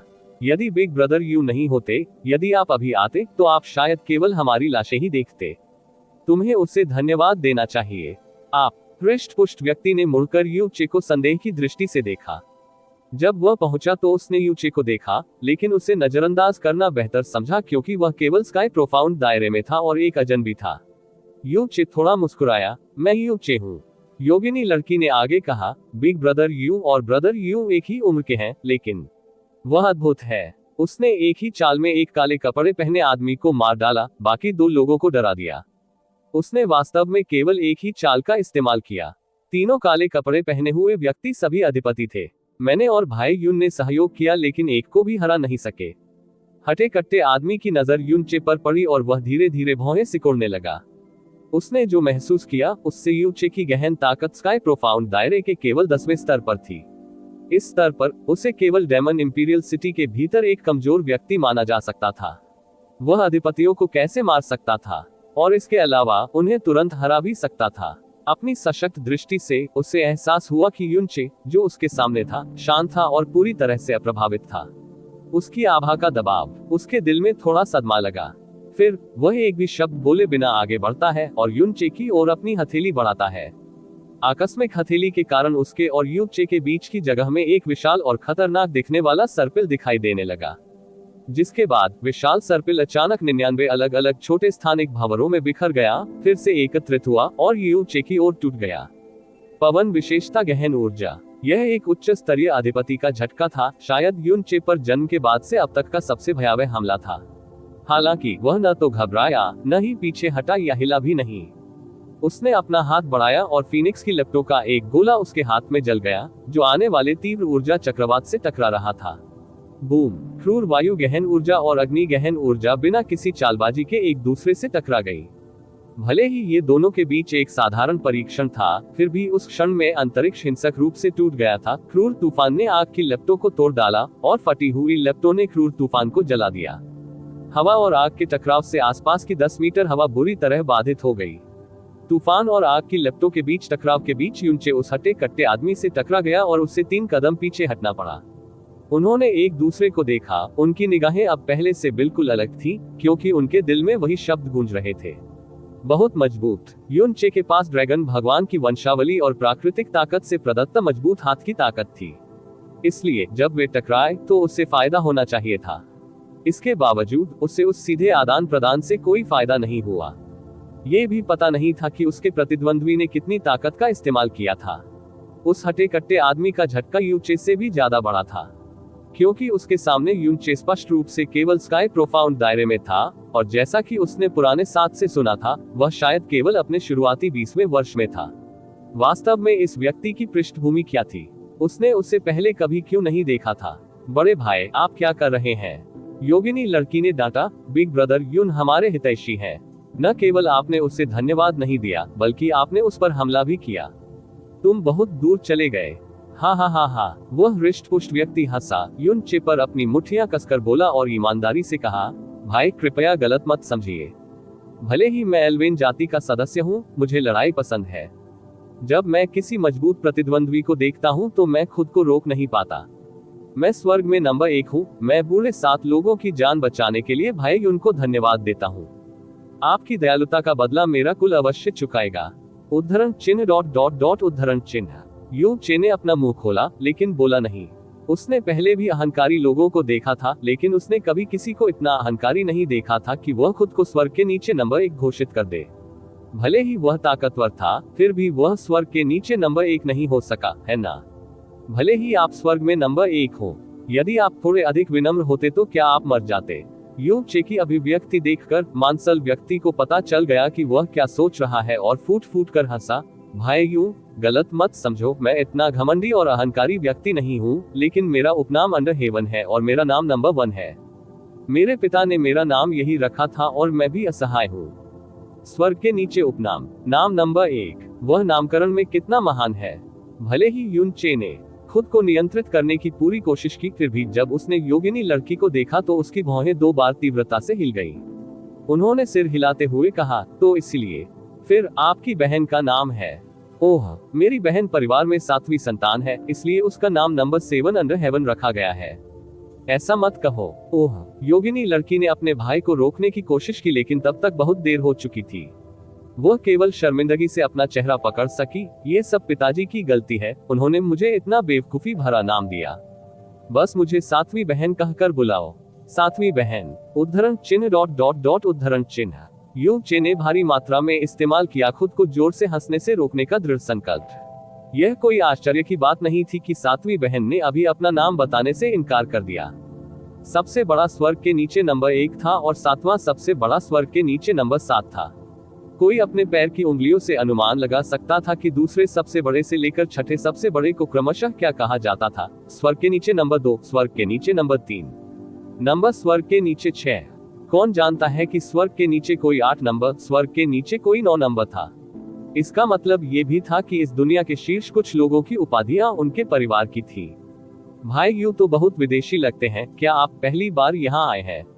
जब नंबर 1 अंडरहेवन ने अपना नाम बताया तो यू चे की प्रतिक्रिया से उसे विश्वास हो गया कि यू चे निश्चित रूप से डेमन इंपीरियल सिटी से नहीं था।